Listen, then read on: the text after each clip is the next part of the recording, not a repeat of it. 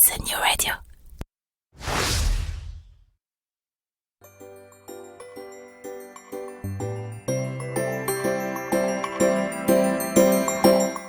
Bon matin, mon nom est Jean-Michel Lhomme et vous vous apprêtez à écouter Fais-tu frette, le podcast où les Québécois expliquent le vrai Québec à un Français fraîchement débarqué.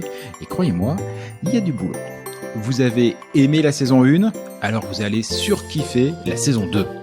Car cette année, en plus de continuer à explorer la société, la culture et plus globalement le quotidien de la vie au Québec, je me fais fort de vous faire aussi découvrir des personnalités d'ici. Après tout, je le dis souvent, je ne suis pas venu ici pour le Québec, je suis venu pour les Québécois. Et franchement, je suis pas déçu, vous ne le serez pas non plus, parce que célébrités ou illustres anonymes, artistes ou entrepreneurs, aidants ou activistes, il y a ici pléthore de gens absolument incroyables. Vous allez voir, elle va être franchement bien cette deuxième saison. Et sinon, quoi de neuf ? Bah, pas grand chose, si ce n'est que depuis quelques mois, il y a une marmotte qui squatte sous le cabinet de mon jardin. Fais-tu frette, saison 2, on ouvre les micros. Bonne émission.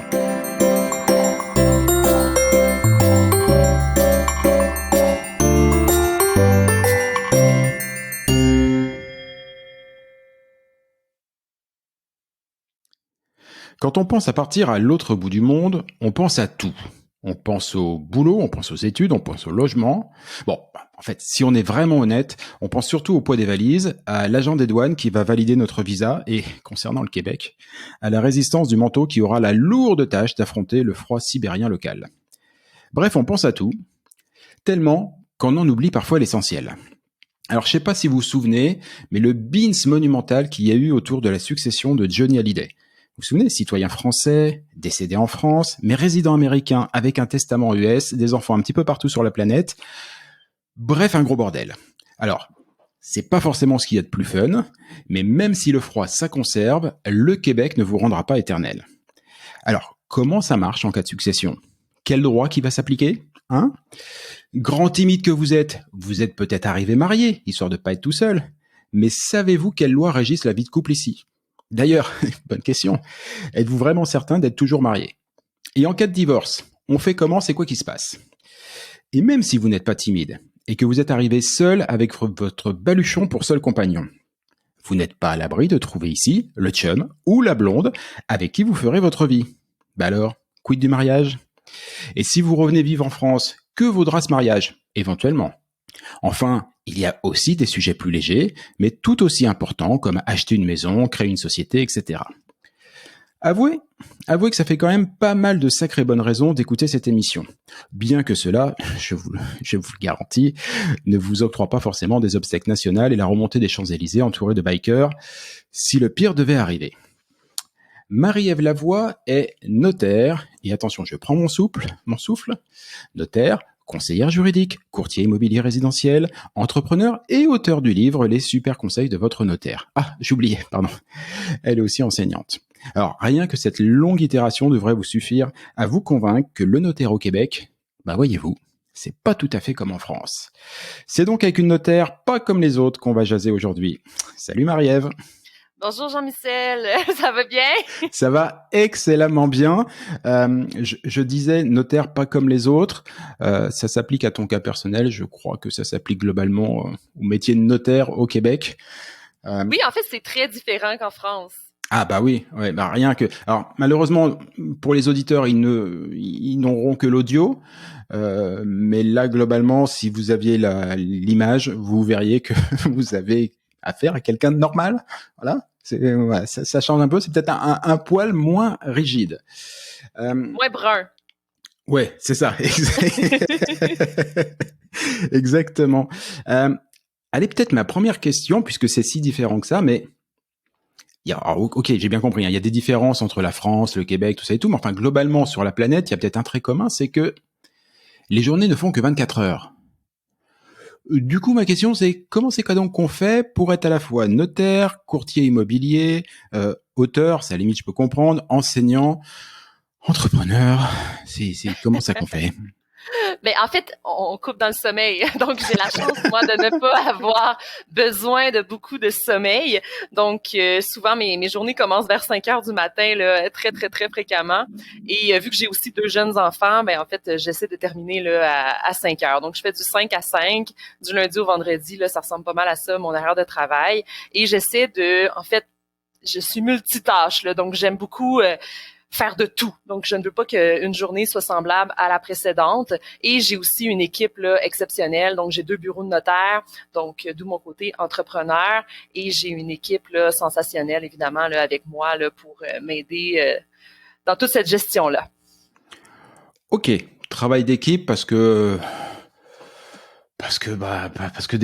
des grosses journées. Alors, je le disais, le métier de notaire et la fonction de notaire semble très différente. De prime abord, comme ça, j'ai l'impression qu'elle est beaucoup plus ancrée dans le quotidien. Pour moi, le notaire, c'est quelque chose assez exceptionnel. C'est-à-dire qu'on va le voir vraiment dans les grands moments de la vie.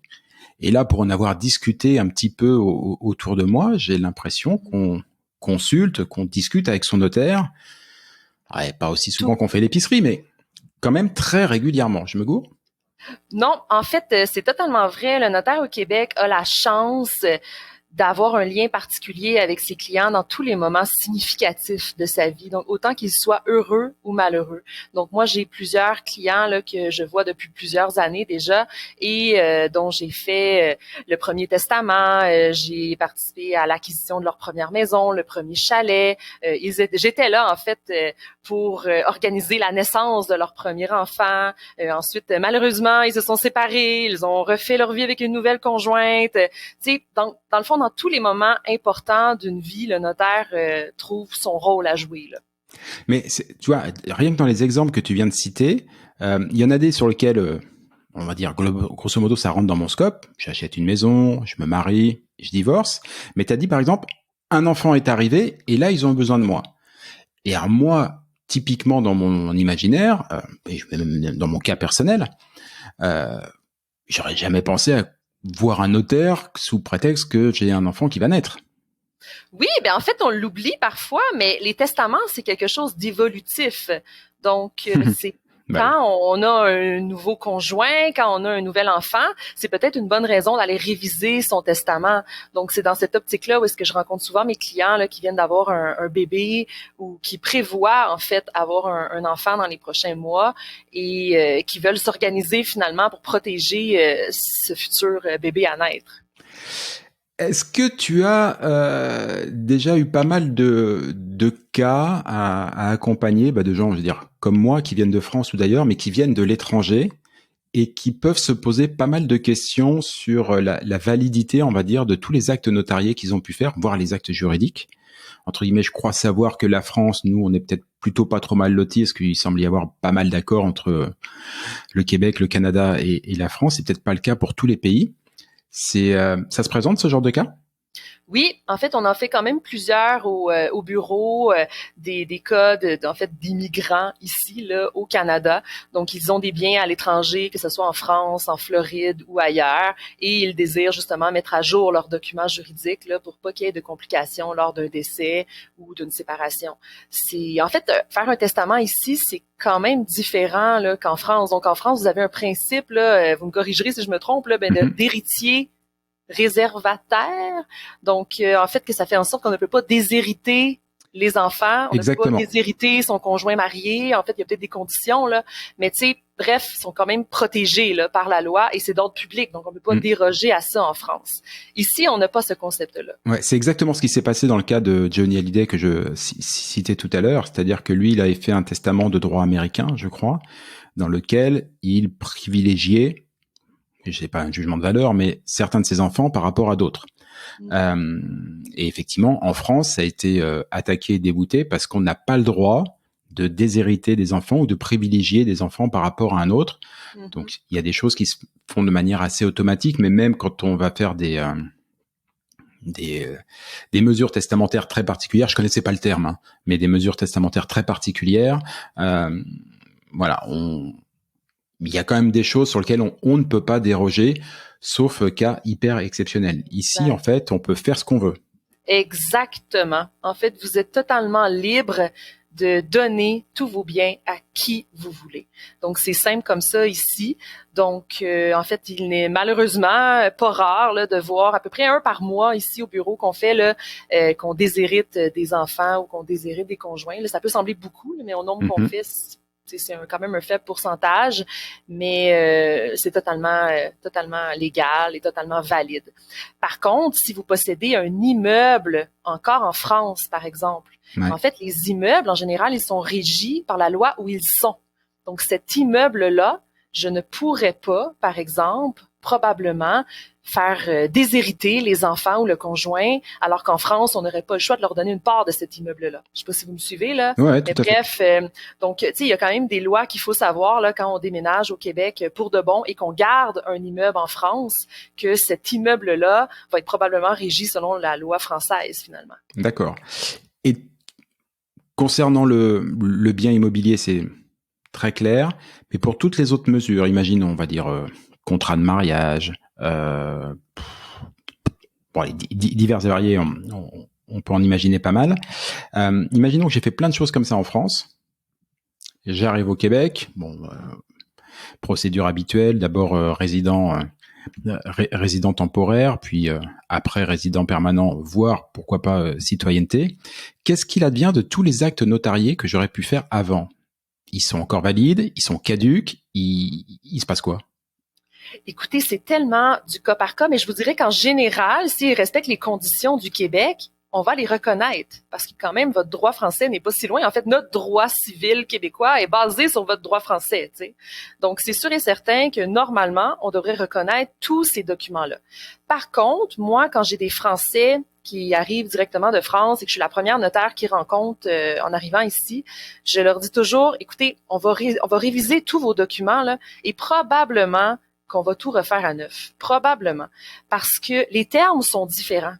Donc, tu sais, pourquoi risquer d'avoir une complexité à faire reconnaître le testament français? On va le reconnaître au bout de la ligne, mais les termes sont quand même différents. Donc, pourquoi essayer de rajouter une complexité qui pourrait être considérablement réduite en faisant tout simplement un testament ici? Si tous vos biens sont ici, ben c'est relativement simple. Je vais faire un testament comme pour tous les citoyens canadiens, là, donc très très normal. Et si vous avez un immeuble encore en France, ben là je conseillerais à ce moment-là de faire un testament en France juste pour cet immeuble-là particulier, vu qu'il va être régi selon la loi française probablement. Mais pour tout le reste, je referais un testament au Québec pour tous vos biens qui seraient maintenant ici finalement. Ok. Faciliter. Ouais, je comprends bien. Le processus. Idem pour les éventuels contrats de mariage, les choses comme ça et tout. En France, je crois que par défaut, on est en communauté de biens quand on se marie. Il y a le contrat de séparation de biens qu'il existe. Il doit en exister d'autres, mais je suis tellement pas spécialiste. Mais par exemple, on m'a dit une chose en arrivant. L'un des premiers conseils qu'une amie m'a donné, c'est de dire attention, ne fais pas de compte joint à la banque, ou alors tu fais un compte joint mais minimal pour les dépenses de couple, mais après chacun son compte, parce que si l'un des deux époux venait à décéder, le compte joint serait, puisque le nom de la personne décédée apparaît dessus, serait automatiquement figé et l'autre époux n'y aurait plus accès, ce qui peut créer des difficultés assez monumentales. Je crois pas que ça existe ça en France. Effectivement, moi, je ne suis jamais décédé, donc j'ai cette chance. Mais jusqu'ici, j'avais toujours eu que des comptes joints, par exemple. En fait, il y a beaucoup d'éléments là dans votre question. La première chose à savoir, c'est que au Québec, si vous déménagez au Québec, toute la petite famille, là, vous êtes marié en France ou au Québec, mais vous déménagez ici, il y a automatiquement le patrimoine familial qui va s'appliquer. Donc ça, là, peu importe là, si vous avez fait un contrat de mariage en France, ici, ou peu importe où, ici, si vous divorcez ici, si vous séparez ici, il va donc avoir le partage du patrimoine familial. Donc ça, on ne peut pas y déroger. Le patrimoine familial, ça comprend là, grossièrement là, les immeubles achetés durant le mariage, ça comprend les meubles à l'intérieur, les rentes du Québec accumulées durant le mariage, l'automobile, par exemple. Donc, en fait, la majorité du patrimoine du couple là, va être là-dedans. Et là, peu importe qui va être propriétaire, on va pas mal diviser en deux. OK. au moment du divorce. Donc ça, c'est le patrimoine familial, c'est très sévère, c'est d'ordre public, on ne peut pas y déroger. Donc ça, c'est pour le patrimoine familial, on n'a pas le choix. Ensuite vient le régime matrimonial qui va être régi selon le contrat de mariage. Donc oui, votre contrat de mariage devrait être reconnu ici. Donc si vous avez fait un contrat de mariage en France, lors de la célébration de votre mariage en France, on devrait le reconnaître. Donc on devrait, pour le reste qui n'est pas dans le patrimoine familial, séparer les biens chacun pour soi si vous êtes sous le régime de la séparation de biens, là, d'où l'utilité, en fait, souvent de faire un contrat de mariage. Donc ça, c'est la première chose. Ensuite, pour le compte conjoint, effectivement, moi, je suis totalement d'accord avec ce que sûrement une notaire vous a dit là, dans le passé. Un compte conjoint, effectivement, c'est vraiment pas conseillé d'avoir tous ces sous à l'intérieur. Moi, j'ai des couples, par exemple, qui sont mariés depuis 50, 60 ans et que le seul compte qu'ils utilisent au jour le jour, c'est le compte conjoint. Ça, c'est vraiment pas conseillé parce qu'effectivement, lors d'un décès de un ou l'autre des conjoints, le compte va être gelé, le temps que tout soit réglé. Donc, il ne sera pas gelé pendant 6 mois non plus, il faut bien se comprendre. Là. Il va être gelé le temps qu'on s'assure qui a le droit de piger dedans, finalement. Là. Donc, le temps de faire la recherche testamentaire, le temps de regarder le testament, le temps de s'assurer qui est décédé. Bon, OK, donc là, à ce moment-là, la banque va pouvoir dégeler le compte et régler la succession finalement. Mais évidemment, il va être gelé parce qu'on veut pas qu'il y ait un vol d'argent. Ouais, forcément. Mais tu disais, ça va pas prendre 6 mois. Ça prend grosso modo combien de temps? Parce que, pareil, moi, dans mon imaginaire, dès qu'on touche à une procédure testamentaire, c'est le temps long qui s'applique, quoi. C'est moi, mon notaire en France qui me dit, oh, ça prendra que 6 mois, je le félicite, je lui fais une bise, hein. Je lui dis, oh putain, c'est rapide. D'habitude, c'est très très long pour moi. Non, 6 mois, en fait, 6 mois, c'est plus long que ça, régler une succession de A à Z en général, là, malheureusement. Par contre, pour dégeler le compte, ça devrait pas prendre 6 mois, là. Ça devrait prendre à peu près 2 mois, mettons, là, quelque chose du genre. Ouais. Le temps d'avoir l'acte de décès du gouvernement, là, c'est souvent ça le plus long. Faire la recherche testamentaire pour s'assurer qu'on a bien le dernier testament entre les mains. Et là, bingo, là, normalement, le compte va être dégelé. Par contre, ben, d'où la nécessité, en fait, de laisser de l'argent chacun pour soi dans des comptes indépendants. Donc, en fait, il devrait toujours avoir une espèce de 2, 3 000, 4 000 dollars là, de disponible au moins pour subvenir à vos besoins pendant quelques mois, le temps justement que le compte conjoint soit dégelé. Ok. Tu disais en préambule de l'explication, tu parlais aussi du cas de divorce. Alors, tout bêtement, je suis marié en France, je vis au Québec, je veux divorcer. Chérie, n'écoute pas ce podcast, c'était juste une question, c'est de la rhétorique. Donc, imaginons, voilà, je vis au Québec, je veux divorcer, et je divorce où? Vous pouvez divorcer au Québec si un des conjoints a habité ici depuis 1 an. Ok. Donc, il n'y a pas de problème. Donc, le Québec va avoir compétence là, pour régler votre divorce. Ok. Et si ça fait moins d'un an, je retourne en France. Effectivement, là, à ce moment-là, ce serait ça l'idéal. Ok. Est-ce que sur le quotidien, vraiment ce que régit, va dire, la vie d'un couple ou d'une famille qui arrive au Québec, est-ce que tu aurais d'autres conseils, puisque ton livre, c'est les super conseils du notaire, est-ce que tu aurais quelques conseils pour éviter de tomber dans des pièges ou dans... souvent, quand on a un problème comme ça, c'est « Ah bah mince, je savais pas ». Par rapport au divorce, par rapport au rapport à mariage? tout, en fait. C'est-à-dire que, imagine, quelqu'un arrive en France, arrive au Québec, une famille, on va dire, voilà. Pas forcément Crésus, parce que si c'est Crésus qui a 12 000 immeubles un petit peu partout dans le monde, de toute façon, il y a toute une équipe juridique derrière, a priori. Mais on va dire monsieur et madame tout le monde, avec pas forcément un gros patrimoine immobilier, juste un petit peu d'argent qui vient s'installer ici. S'ils arrivent, qu'ils viennent te voir, c'est quoi les premiers trucs que tu leur dis pour simplement qu'ils puissent dormir sur leurs 2 oreilles et profiter pleinement du Québec sans craindre...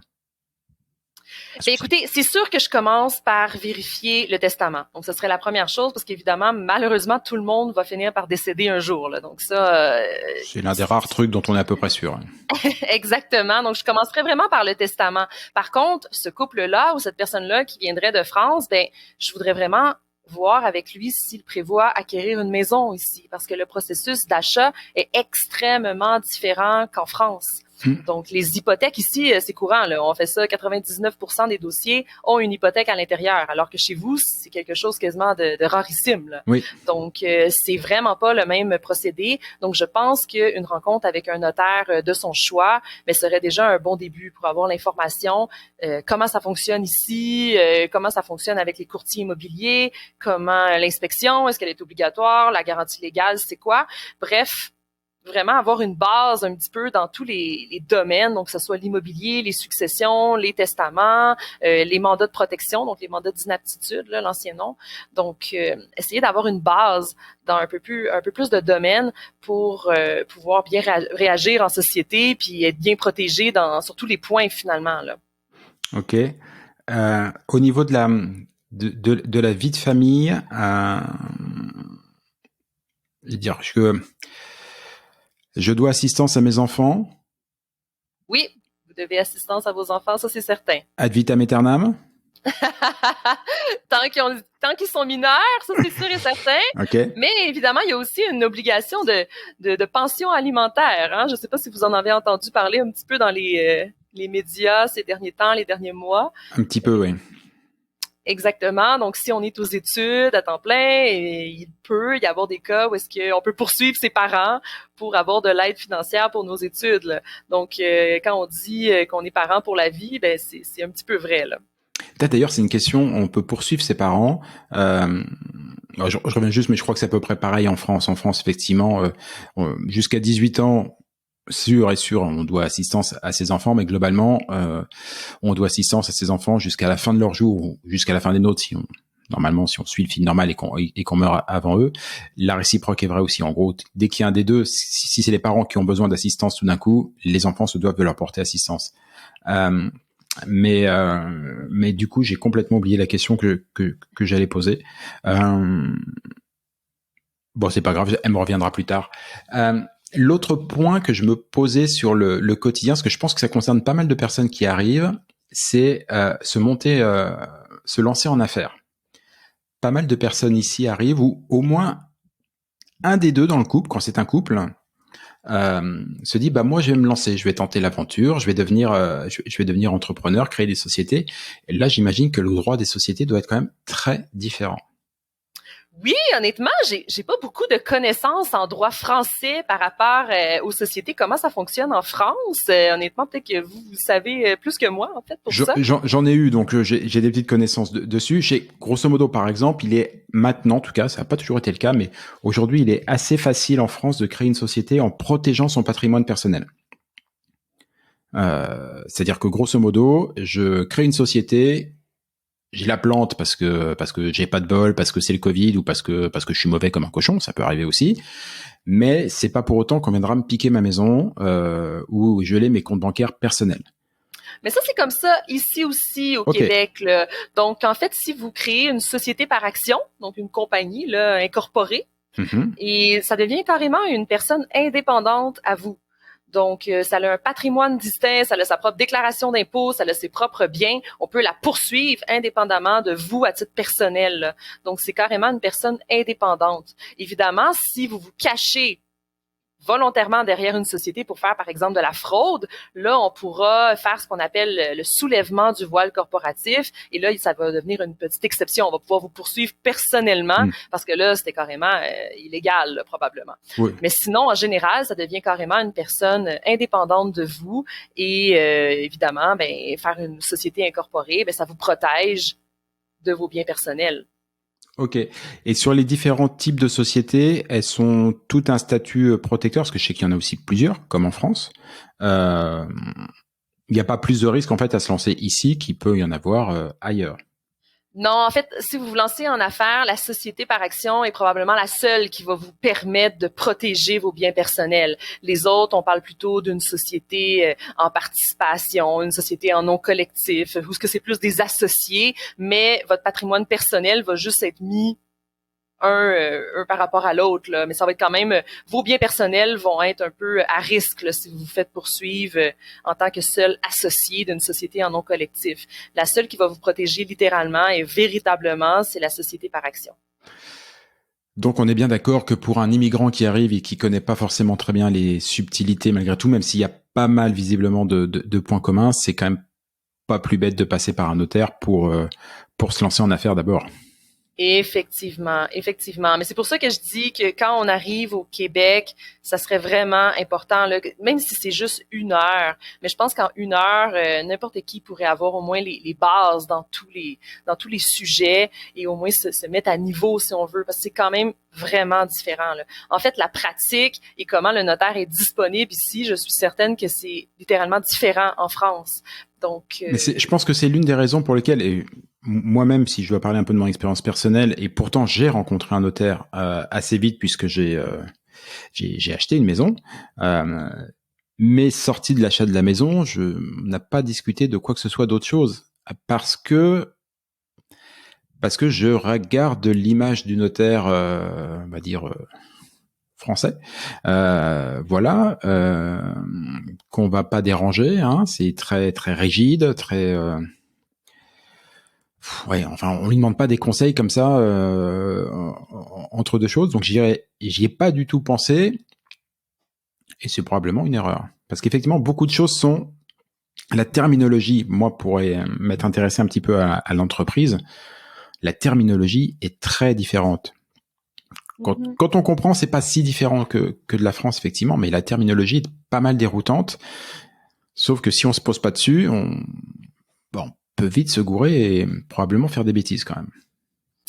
oui, ben en fait, je pense que le plus grand nombre de bêtises est peut-être en droit corporatif, là, vous avez raison, mais aussi en droit immobilier, il y a beaucoup, beaucoup de choses différentes. On parle tout simplement de l'inspection. Donc, en France, vous avez qu'est-ce qui s'appelle le diagnostic, donc qui est quasi obligatoire, là, ce que je comprenais, là. Ouais, tout à fait. Donc, ici, il n'y a pas ça, là. Je pourrais assimiler ça peut-être à notre inspection pré-achat, qui est totalement pas obligatoire. Et là, durant le COVID, vous avez sûrement entendu parler qu'il y a eu une grande effervescence immobilière. Et là, les gens, de plus en plus, commençaient à acheter des immeubles sans faire d'inspection. Donc, l'importance de cette inspection pré-achat-là, je pense elle est vraiment, vraiment cruciale, là. Écoutez, je pense pas qu'on peut s'en passer. Et là, moi, je trouvais ça un petit peu désolant de voir autant de clients, acheteurs, pour avoir la dite maison qui était en surenchère, laisser tomber l'inspection pré-achat complètement, là. Oui, c'est vrai. Alors, pour le coup, là aussi, ça recoupe parfaitement mon expérience personnelle. J'ai eu la chance d'être bien conseillé par mon courtier, Gabrielle Danjou, qui a participé d'ailleurs à une précédente émission, et elle a lourdement insisté sur le diagnostic, effectivement, sur l'expertise. Et moi, pour avoir vendu des maisons ou acheté des maisons, le diagnostic, effectivement, en France, alors régulièrement, tous les 2-3 ans, il y a une nouvelle loi qui fait qu'il s'épaissit et qu'il devient de plus en plus cher. Mais ceci dit, il est obligatoire. On ne peut pas vendre une maison sans un diagnostic énergétique et diverses choses. Ici, on est passé par une expertise et ça, effectivement, c'était utile. Oui, mais normalement, en fait, c'est quasiment un moyen de négociation, là, souvent par la suite, parce qu'on trouve un petit peu des fissures, des failles quelque part dans la maison parfois. Et parfois, ça permet de négocier le prix à la baisse. Et ça, c'est bon pour l'acheteur, mais c'est aussi bon même pour le vendeur, parce qu'à ce moment-là, ben, il sait ce qu'il vend, il sait à quoi s'attendre pour pas qu'il y ait de problème par la suite. Ça le protège d'un certain degré là, par rapport à les poursuites pour vice caché. Donc, tu sais, il y a quand même une importance cruciale à ça. Et moi, je trouve ça très dommage là, que beaucoup de transactions là, passent sans avoir fait une inspection. Oui, c'est assez dingue. C'est vrai qu'il y a pour le coup, la France est là-dessus beaucoup plus réglementée, entre guillemets. En tout cas, il existe les mêmes choses ici, mais j'ai vu le cas aussi pour les voitures. En France aujourd'hui, il faut un contrôle technique pour acheter une voiture ou régulièrement. C'est pas le cas ici, alors qu'il existe un document qui retrace à peu près tout ce qui s'est passé sur la voiture, mais qui est pas obligatoire, qui est payant, qu'on peut demander, mais c'est pareil. Si on ne le sait pas, si on n'a pas quelqu'un qui vous tape sur l'épaule et vous dit attention, quand tu vas acheter ta première voiture, fais attention à ça. Bah typiquement, c'est le genre de choses sur lesquelles on peut se retrouver avec une voiture qui n'en est pas une, quoi. Enfin, qui ressemble juste à un tas de tôle. Effectivement. C'est assez différent. Ma question de tout à l'heure m'est revenue. Comme quoi, Est-ce que le Québec est aussi judiciarisé que ce qu'on imagine en tout cas des États-Unis? Nous, on présente souvent, vu d'Europe, on présente souvent les États-Unis comme le pays où en gros on fait un procès et on attaque quelqu'un pour un oui et pour un non. Et là, plusieurs fois depuis le début de la discussion, on a parlé de l'idée éventuellement de se faire attaquer ou d'attaquer quelqu'un en cas de pépin. C'est quelque chose qui se fait très facilement ici ou non, on discute quand même avant de se faire des procès. J'aime beaucoup, en fait, ta question parce que ça m'amène à parler énormément de la médiation. Donc, je pense que le Québec, de plus en plus, essaie d'amener les gens à déjudiciariser leur dossier. On essaie de plus en plus à dire à nos clients, essayez la médiation avant d'aller à un procès, c'est cher, les frais d'avocat, ça finit plus, c'est du stress, personne n'est content à la fin, fort probablement, parce que tout le monde a perdu énormément d'argent. Pourquoi pas essayer la médiation, donc une espèce de régime alternatif pour la justice? Et je pense que ça s'en vient de plus en plus populaire ici au Québec. Aux États-Unis, je pense pas qu'on est là, puis je pense pas qu'on a jamais été à ce point-là où est-ce qu'on poursuivait pour 10 millions de dollars parce que le café est trop chaud. Donc, je pense pas qu'on est là. Oui, parce que c'est vrai que moi je me souviens quand j'étais aux États-Unis quand même, on est sur le bord de la route et puis tout d'un coup on voit une énorme publicité colossale sur le bord de la route qui dit « Vous avez eu un accident de la route ? Vous pouvez gagner des millions, appelez-nous !» C'est une autre vision de la société. Et c'est vrai que j'ai pas vu ça au Québec. Oui, ben effectivement, je pense que vraiment on essaie de trouver un autre moyen de s'entendre. Et je pense que les Québécois de nature n'aiment pas la chicane, oui, donc n'aiment vrai. pas le conflit. Donc si on peut leur offrir un moyen alternatif, je pense qu'ils vont s'essayer. Tu sais, à moins qu'il y ait vraiment rien à faire. Malheureusement, il y a beaucoup de cas comme ça parce que les palais de justice sont débordés pareil. Mais je pense que si on leur offre la médiation, ils pourraient s'essayer. Là. Et la médiation, ça se passe comment? C'est justement, c'est le notaire qui s'en occupe, c'est un tiers de notre choix, c'est quelque chose qui est, entre guillemets, formaté, ou c'est vraiment du cas par cas? Ben, c'est du cas par cas parce que ça dépend de la spécialisation. Comme moi, par exemple, je serais pas nécessairement, je sais pas, moi, à l'aise de faire de la médiation dans un domaine que je connais pas du tout, là. Donc, tu sais, ça va par la spécialisation. Mais, par exemple, moi, je suis accréditée pour être médiatrice dans le domaine civil et commercial. Et donc, quelqu'un qui aurait un litige avec son voisin là, par rapport à une clôture, donc pourrait mandater mon bureau là, pour les aider avec ça. Mais souvent, le médiateur est à la décision des deux parties. Là. Donc, évidemment, c'est volontaire, hein, la médiation. Là. Donc, il faut que tout le monde soit d'accord et que tout le monde c'est volontaire, mais médiateur, volonté. Mais médiateur, c'est un métier. En fait, les avocats, les notaires peuvent être médiateurs. Là. D'accord. Ah bah voilà, ça fait partie des choses auxquelles je ne pensais pas. Alors, c'est peut-être pareil en France, hein, d'ailleurs. Hein, je sais pas du tout, je les ai pas assez pratiqués, mais dans mon esprit, quand je prends un avocat, c'est pour faire un procès. Non mais c'est vrai, c'est ça. Je pense pas forcément effectivement à ce qu'il puisse y avoir cette voie intermédiaire qui, j'imagine, permet de faire gagner beaucoup de temps et probablement pas mal d'argent. Oui, effectivement. Puis d'ailleurs, pour les honoraires, c'est drôle que vous en parlez parce qu'en France, je sais que les honoraires des notaires, ils sont réglementés. On ne peut pas comme magasiner son notaire, on ne peut pas... oui. Tu sais, ils sont tous le même prix là, finalement. Là. Tandis que ici, ben en fait, c'est la libre concurrence, si on veut là. Donc, on peut. Chaque notaire a ses prix, chaque notaire a, selon ses dépenses, selon son bureau, selon ses employés, fixe ses prix, mais ils sont tous différents. Et les notaires peuvent aussi s'installer où ils veulent ici? Oui, effectivement. Donc, effectivement, en France, je pareil. pense qu'il y a comme des quotas, je pense. Oui, tout à fait. C'est-à-dire que dans X zone, dans une zone, imaginons, voilà, il est défini par la loi, décret préfectoral, je sais pas trop comment ça se passe, mais enfin, il est défini qu'il y a 2 places de notaire. Et tant que un des 2 notaires en place ne bougera pas, il sera impossible à quelqu'un qui veut s'installer de s'installer ici, il sera obligé de partir ailleurs. Et c'est très compliqué aujourd'hui pour s'installer comme notaire, puisque toutes les places sont prises et évidemment partout, du coup ça devient entre guillemets des chasses gardées. Il y aurait à la fois besoin de beaucoup plus de notaires, mais dès que quelqu'un est, imaginons je suis un notaire d'une région, il y en a que 2, j'ai aucune envie d'en voir arriver un 3e. Voilà, parce que ça me garantit une ferme de clientèle qui compense le fait qu'effectivement, par contre, les tarifs, eux, sont réglementés.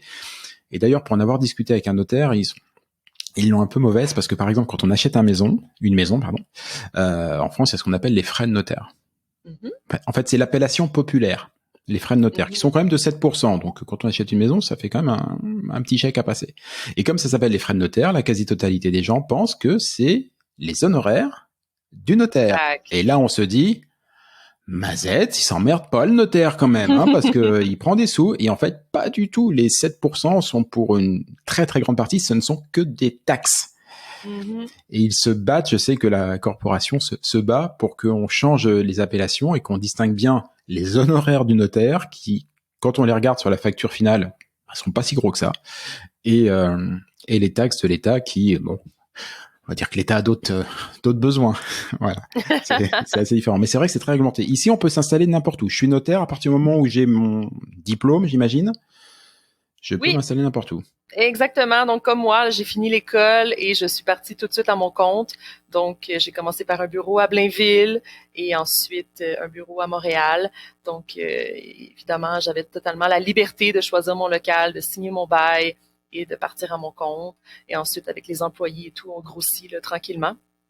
Mais c'est vraiment la libre concurrence pour ça. Du coup, imaginons, je suis en France, en Belgique, n'importe où dans le monde. Je m'apprête à immigrer au Québec.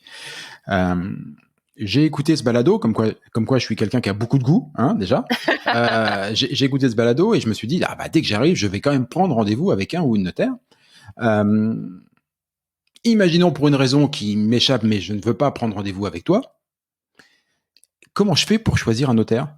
Il y a des conseils, des forums, des choses comme ça? Parce que tu sais, les prix sont libres. J'imagine qu'il y en a aussi des plus sympathiques que d'autres. Voilà. Exactement. Non, mais ça compte. Ça oui, compte. Oui. Ben en fait, vous avez raison, ça compte beaucoup parce que moi, j'aime bien l'appellation notaire de famille. Là. Donc, comme médecin de famille, on devrait tous avoir un notaire de famille. Où est-ce qu'il est là? Ce notaire-là serait là dans tous les événements importants là, de votre vie. Donc, effectivement, il faut bien s'entendre avec son notaire. Donc, il faut que ce soit compatible là, aussi, point de vue personnalité. Mais comment on magasine, entre guillemets, un notaire, oui. Là, ça va beaucoup par le bouche-oreille. Moi, je commencerai par ça. Là. Donc, si vous avez des amis, de la famille, des connaissances là, qui connaissent déjà un notaire et qui ont eu une excellente expérience, mais peut-être commencer à l'appeler, à demander comment ça fonctionne son bureau, ça fait combien de temps qu'il est en affaires, c'est quoi sa spécialisation. Donc, écoutez, il n'y a rien qui fait plus plaisir à une étude de notaire de parler au client de notre étude finalement, là, de son étude. Donc, je pense que ça commencerait par le bouche à oreille. Peut-être aller voir aussi sur le site de la Chambre des notaires, être sûr qu'il n'y ait pas une tonne de plaintes contre lui, là, par exemple. Ce serait déjà un bon début. Ça, c'est des choses qu'on peut voir assez facilement? Oui, en fait, sur le site de la Chambre des notaires, très facilement accessible et gratuitement, vous pouvez voir là, si votre notaire, vous rentrez son nom et son lieu de pratique et ça vous dit s'il a fait l'objet de décisions là, disciplinaires. Et alors, juste une petite aparté, c'est pareil. J'ai un notaire, je suis pas content de ses services, je trouve que voilà, je peux porter plainte contre mon notaire? Bien sûr, bien sûr. En fait, c'est régi là, par le Code des professions, ça a un ordre professionnel, donc la Chambre des notaires du Québec. C'est extrêmement réglementé, là, la profession de notaire. Là. Donc, tu sais, il faut pas oublier qu'on gère des millions et des millions de dollars parce que toutes les transactions immobilières qui passent dans nos bureaux, on doit se ramasser avec toutes les sommes, finalement, dans notre compte in trust. Donc, c'est très, très, très réglementé. Là. On ne peut pas gérer ça comme bon nous semble. Et si vous voulez faire une plainte contre votre notaire, vous pouvez bien sûr vous adresser au syndic de la Chambre des notaires. Mais je conseille toujours de commencer par appeler votre notaire, essayez de voir là, comment on peut régler la situation avant. Donc, tu sais, des fois, ça vaut pas nécessairement la peine de faire toute la procédure administrative là, pour quelque chose de mineur ou quelque chose qui peut se régler là, facilement. Je posais la question parce que alors, soyons très honnêtes, moi j'ai eu la chance de rencontrer des notaires en France qui étaient certes en général un poil rigides, mais globalement parfaitement compétents, j'ai jamais eu de soucis, mais à plusieurs reprises on a pu voir des reportages ou des cas d'actes notariés qui ont été faits pour des achats de terrain, des achats de maison, des choses comme ça et tout, sur lesquels une erreur s'est glissée, sauf que comme l'erreur maintenant est entre guillemets fixée noir sur blanc dans un acte notarié, eh ben c'est plus une erreur. Je me souviens par exemple d'une famille qui avait fait l'acquisition d'un terrain, clairement dans l'optique de faire construire. Plusieurs échanges avec le notaire montraient que le notaire était parfaitement au courant de ça, et en fait les vérifications n'ont pas été faites auprès de la municipalité. Il s'est avéré après que le terrain n'était pas constructible.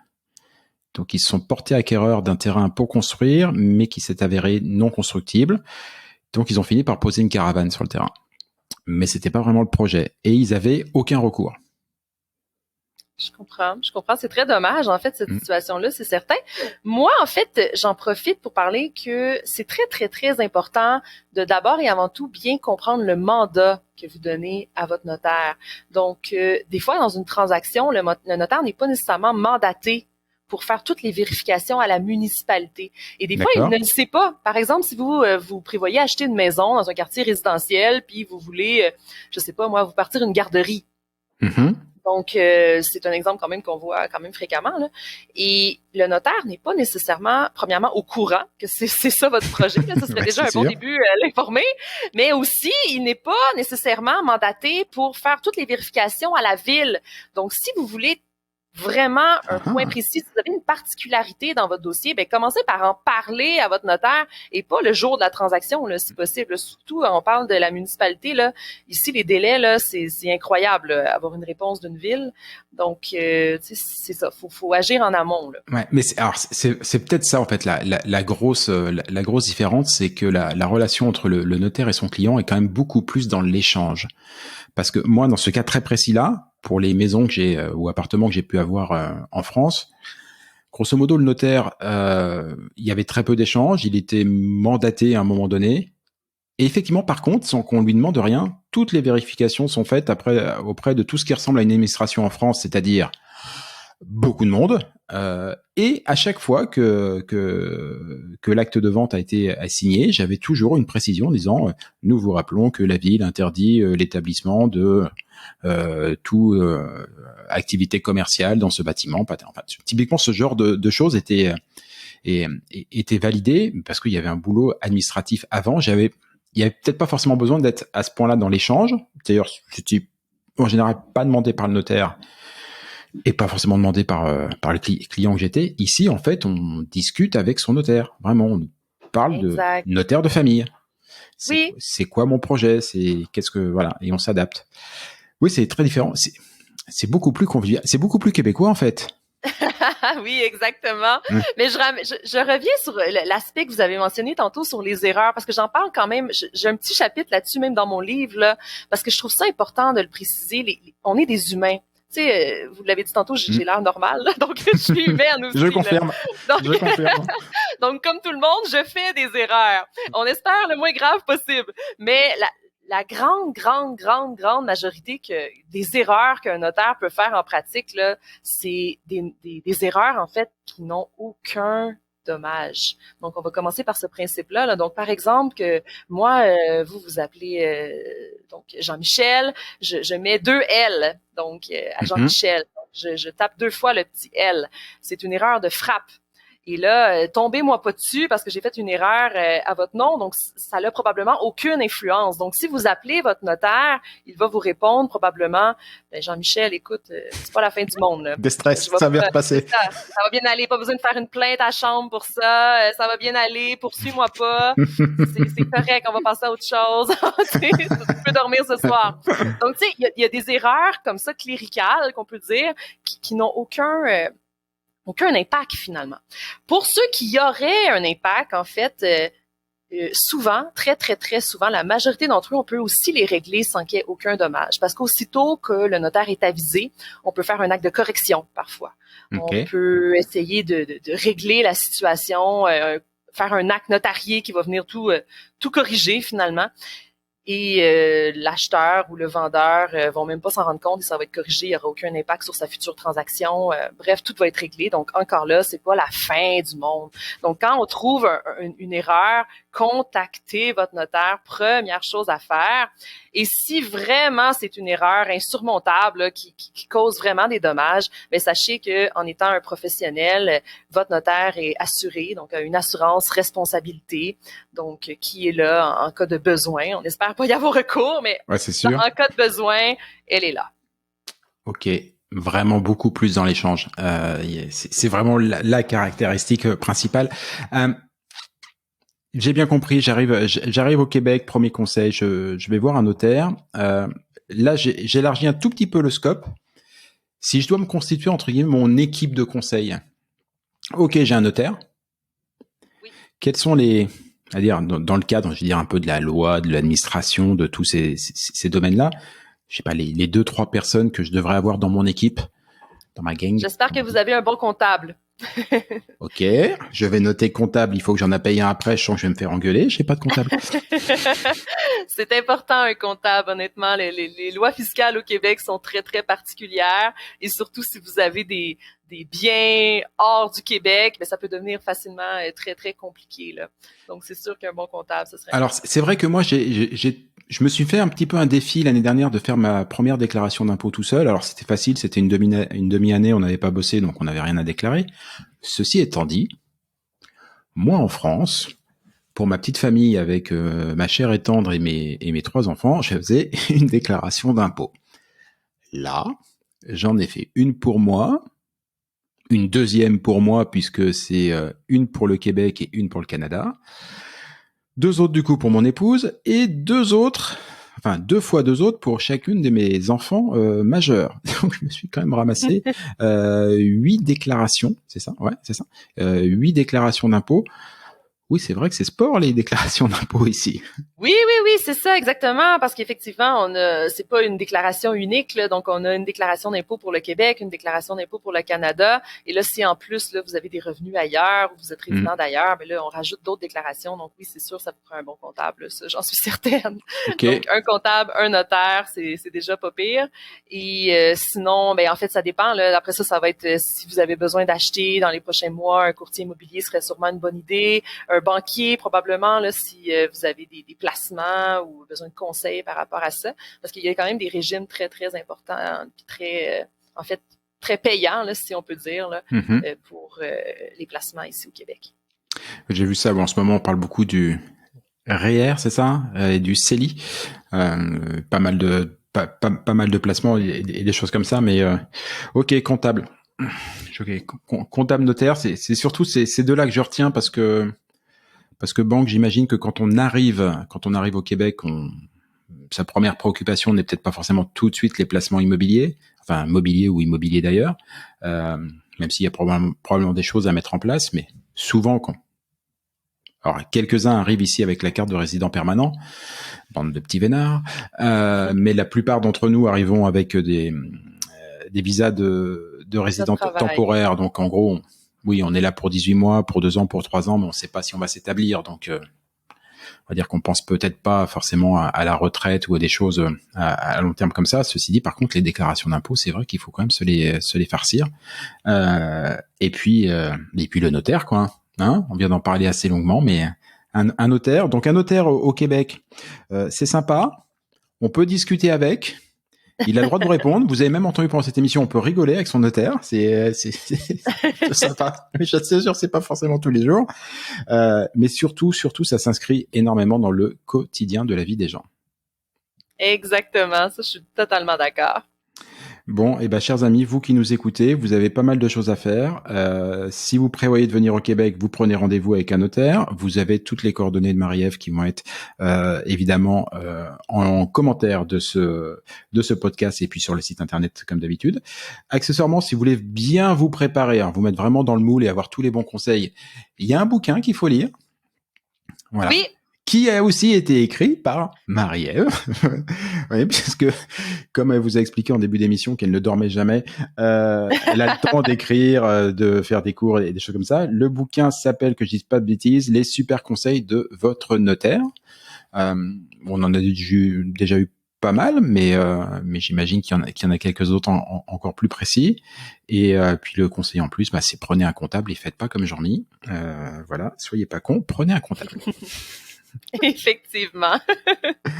Marie-Ève, j'ai appris plein de trucs, c'était super agréable. Je sens qu'il va falloir qu'on se reparle. Oui, mais merci beaucoup pour l'entrevue. Ça a été très agréable. À très bientôt. Merci, bonne journée. Bonne journée, ciao.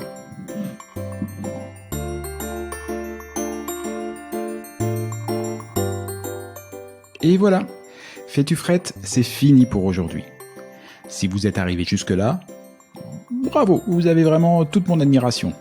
Mais bon, c'est probablement parce que cela vous a plu au moins un petit peu. Ou que vous êtes alors complètement maso. Par défaut, j'opte quand même pour la première hypothèse. On va dire que c'est mon côté optimiste. Alors s'il vous plaît, rendez-moi service. Partagez ce podcast, parlez-en à vos amis, abonnez-vous et surtout, donnez-lui une note. Alors juste pour info, même si ce programme reste évidemment très perfectible, inutile de mettre un 3 ou un 4 sur 5. Au royaume d'Apple et consorts, il n'y a que le 5 sur 5 qui compte. Eh oui, c'est le jeu ma pauvre Lucette. Alors je compte sur vous. Pour le reste, vous trouverez tous les liens, les références vers les livres, les spectacles, les programmes et que sais-je dont on a pu parler au cours de cette émission et même ceux dont on n'a pas parlé mais qui me semblent intéressants. Tout ça, vous le trouverez dans le descriptif, dans les commentaires de ce podcast ou bien alors sur notre site internet faitufrette.com. Sur ce même site, vous avez d'ores et déjà la possibilité de vous inscrire à l'indispensable newsletter hebdomadaire que nous vous préparons et qui sera lancé très prochainement. Et j'y annoncerai les prochaines émissions et partagerai avec vous des articles, des infos, des bons plans qui pourraient bien nourrir votre curiosité à propos du Québec. Enfin justement, puisque vous êtes curieux, je suis sûr que vous avez des questions, des suggestions, que vous aimeriez qu'on traite tel ou tel sujet. Je ne demande qu'à vous lire. Envoyez-moi un courriel. Oui, j'ai bien dit courriel. Envoyez-moi un courriel à l'adresse suivante. Fais-tu frette, en un seul mot, tout attaché, sans espace, sans tiret ou quoi que ce soit. Donc, fais-tu frette à commercial. Ah oui, j'ai oublié aussi. Ici, on ne dit pas at ou arrobase, on dit à commercial. gmail.com. J'avoue que c'était pas très clair tout ça. On récapépète depuis le début, vous allez voir, c'est très simple. Fais-tu frette, F-A-I-S-T-U-F-R-E-2-T-E, à commercial, gmail.com. Pas compliqué. Vous vous souvenez qu'au tout début de cette émission, je vous ai dit qu'au Québec, on ne disait pas bonjour, mais bon matin. Et pour cause, car ici, pour se dire au revoir, on se souhaite de passer un bon jour. Alors bonjour à tous et à tantôt.